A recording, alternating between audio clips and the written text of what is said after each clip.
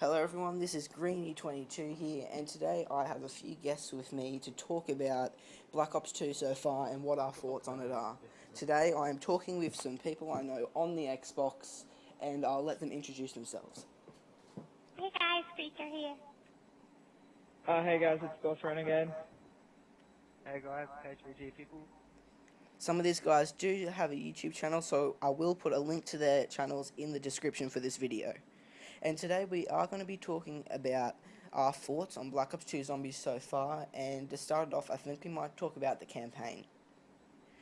So what do you guys think about when you played the campaign? How did you think about it? It was pretty good. It had some pretty interesting things, like the guns were a lot different. I liked how they incorporated some of the older Black Ops guns in the multiplayer. Yeah, that was good. In the campaign. With your thing on the guns, them using them again, is that they can't sync up any new guns, so they have to use old ones, or what? No, I don't know. It might be just. Okay, so I reckon it's just because they're going back on the story in case someone missed Black Ops 1. Yeah. Okay. Yeah, because and they are the guns that we all liked, so they're not bringing back bad ones. Yeah, maybe it is just because it's sort of encouraging people to play the campaign if they're like noticing things from the older campaign that they enjoyed, that they might enjoy it from the newer one. Yeah. You know what I mean? And also the campaign to make it more enjoyable, like they've put multiplayer stuff in it, like you can create your own class.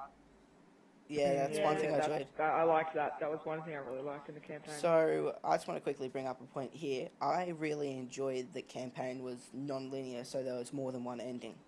What did you guys think about that? That was very interesting.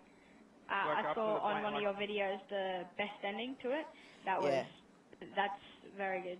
Yeah, that was a good one. I really enjoyed how, spoilers alert by the way, I really enjoyed how in my ending it was good that Mason from Black Ops 1 was still alive, because it allows you to choose if you want to have him cut off from the storyline or not, and then it also how you can capture Menendez and how to kill Karma or not kill Karma and all that. So I really like that. Yeah. If I could just say something here. They included hit markers. Yes, oh, yeah. Yes, I really, really like that. I hated that in the older campaigns. Oh, yeah. That was terrible. Especially when you had to check to see if they were dead. Yeah. Never mind. Okay, so you guys keep talking. What were your overall thoughts on the campaign? Say out of 10, out of all the Call of Duty campaigns, and just out of 10, what should you think of this campaign? This wasn't my favorite campaign. It was definitely one of the best ones, but I liked more of the Modern Warfare campaigns. They were more interesting to me, but that's just a personal opinion. Yeah. So Squeaker, what do you rate it out of 10? I'd have to give it a 7.5 out of 10. Okay, so Boss Renegade, what's your ranking on it? I think the campaign flowed pretty well, and I really enjoyed it. I liked how they incorporated a lot of different things other than just like the typical run and gun sort of gameplay, where there was more interactive things, like when I think we were like grappling up the walls with those special gloves and all of that, when you had to swing, and all of those things were really interesting. And like Squeaker said, it's not my favorite, but the fact that there was multiple different endings, I like being able to repeat the campaign and then not have it just being so repetitive. So yeah, I'd probably give it about a 7 out of 10. Yeah, just to bring up that point again, yeah, I really liked how you could have multiple endings. Treyarch really thought about, okay, how do we get people to play the campaign more than once? And that was basically their ultimate answer to that. Yeah, it was a great idea. I think it's really going to pay off. Yeah, and Pickles, what do you think about? What was your overall ranking? I really liked that. Like, it was a lot more interactive than other Call of Duties. Better just stay with the tank and just run and gun your way up the street. You can work with a team of your own people. Just so much more interactive, and it is my favourite Call of Duty campaign at the moment, because I like to play through it more than once. So, because I play it through on an easier difficulty first, and then I like to play it through on Veteran for all the achievements. Okay. Yeah. And it's always a different ending. So what's your out of 10 ranking? I'd probably give it about an 8 out of 10. Okay, and my thoughts on it is that I love the non-linear storyline. I love the fact that they allowed you to do that perk where you're allowed to access different areas of the map you weren't usually allowed to. And I loved all of that, and it is by far one of my favourite Call of Duty campaigns. And I have to give it a 9 out of 10 because, you know, Treyarch have gone all out on this campaign, and they've done much better with this campaign than they have with Black Ops or World at War. And to be honest, World at War was one of my favourite games of all time. And so Yeah. let's move on to the multiplayer now. So let's start off with some pros. What did you like about multiplayer? I like that they incorporated score streaks instead of kill streaks, so playing the objectives more enjoyable. Yeah, definitely. That was actually something that I really enjoyed. The fact that, yeah, you have to get kills, but then if you're not always the most amazing player, you can still get your score streaks without having to, like, yeah, obviously be an amazing player. So I really enjoyed that. I also enjoyed, like, the pick 10 creator class. I really enjoyed that as well. Because I think it's just amazing. gives you the ability to, like, really be unique with your playstyle. Like, some people that like to be using, like, say, knife only, they can actually, like, have no secondary or no primary and just have the knife there, and I thought that was a really good idea as well. Yeah, and that way they can have as many perks as they want, especially with all the greed perks. The wild cards were Yeah. also, like, an amazing addition. Yeah, because that stopped people from... Because I think with... Was it with... What happened in Modern Warfare 3 again? Was it that you could have 2 or 3 attachments? Special exponent. Yeah, but with guns, you have 2 or 3 attachments. Oh, you could I don't have think you could have 3. attachments per. Oh, yeah. No, Yeah, you could have 2 with the attachments, that's right. Yeah, and then they made there it... was one original attachment, but then you could have a proficiency that would change it into Yeah, 3 attachments. true. 2 attachments, I mean. Yeah, and with this, you can have up to 3 attachments as well, though, because that's pretty good. Yes. Yeah, so... Yeah, especially when I was when I was going for, like, diamond SMGs, I really found that using, like, red dot sight helped me get the, like, headshots, and then I needed, like, foregrip and then silencer, so having those 3 attachments actually really helped. Yeah, to me... And I found that it yeah. was a lot more difficult in Modern Warfare 3 where you couldn't use, like, 3 attachments. I always found that I really wanted to, but yeah, they fixed it in this, and I think it's really good. Yeah, because... But is that like, when they've given us 3 attachments, we've gone into games, like, you can't deny that you just want to put that 4th on, like, where's the limit? Like, Yeah, I know. are they... I think they put are a they big gonna cap put- on the 3, but because if you had 4, then, like, it's pretty much saying, why can't we have 5? And then sooner or later, if we keep going like that, there will be no attachments. You'll just have every attachment on your gun. Yeah. Yeah, but the good thing is though, with the 3 attachments, you wouldn't really be able to put the 4th on because it restricts it. So say you put a suppressor and you want to put a long barrel on, you can't. Yeah, that's one Yeah, of the true. things. And then you can't put ACOG on a red dot sight, obviously. Yeah. So, yeah, I think that's pretty much like the perfect sort of setup. It's the only allowing 3. Yeah. So what were your thoughts on the actual spawns in multiplayer? Terrible. They can be good, but like I was saying before, I spawned into a game and I was running around, and then a person on the other team literally spawned in front of me and stopped me from being able to move, so I think they're a bit dodgy, to be honest. Like, that's not team deathmatch or, like, kill confirmed. That's demolition or domination, something that the spawns are set Yeah. It's to happened to me flag on- cap. It's happened to me on TDM though in Oh, Yemen. okay. Pretty much. Yeah, I was all playing that TDM and I level, placed... Sorry, keep going. I was quick scoping and pretty much I was standing in the middle where B flag would be in a TDM, and I saw the whole team just spawn like right in front of me up the road. Okay, so... Yeah. Well, they got to spawn somewhere, so there might have been your teammates watching all the other spawns, so... But yeah, like, I was in a game, right, in TDM I think it was, and I think it was on Hijacks, which I think the spawns are a bit dodgy in. But I was like, I had my care package, I placed it down, and it was in our spawn, and the spawns must have flipped or something, I don't know how it happened, but everyone from the opposite team spawned around me, and they took my care package, and I think it was like a stealth chopper, so it wasn't, Oh, okay. like, intense, but yeah, I think that was pretty ridiculous when my team was spawning there like 3 seconds earlier. I have to talk about hijack as well, because for me, it's really easy to actually spawn trap the other team. If anyone agrees with me on this. Yeah, especially extremely. in demolition. Yeah. I I like to spawn trap, like not hardcore as in capture the flag as soon as they spawn, you're in front of them. But Okay. I like to containment, like I like to use a containment strategy in demolition on hijacked. Like that is very easy to do. You can rack up a lot of kills.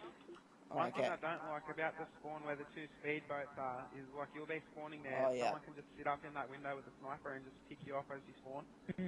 Yeah. That's exactly what I do. So And then what's... that's where like the whole flak jacket goes into play, when you can't like flash them when they're using tactical mask, and you can't like kill them with explosives. It just becomes a bit OP sitting up there. And that brings up another thing. There's been this glitch out at the moment with trophy systems. If you Oh, yeah. have a trophy system and you throw it down, it gets hit, and then you pick it up and then throw it down again. It has full health.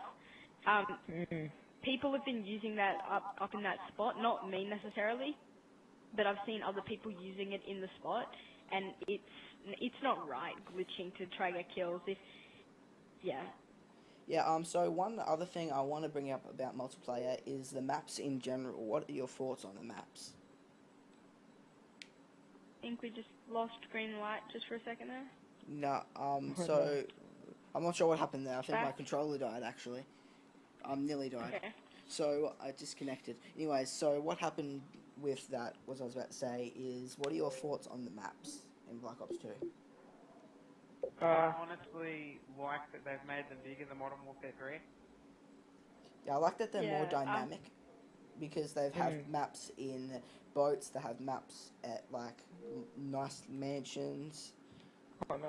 they have Think he's maps cut out And everywhere. another thing is, if people like lighter maps, bright maps that look sort of happy. Yes. For example, Nuketown, Dome in Modern Warfare 3, Hijacked. I found in Modern Warfare 3 they had so many like dark and almost not depressing, but just really like really Bootleg and dark. Bakara.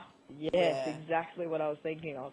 I really like what they've done with Black Ops and having them really open and really like bright, and yeah, with bootleg and all that, it's really actually quite difficult to see people.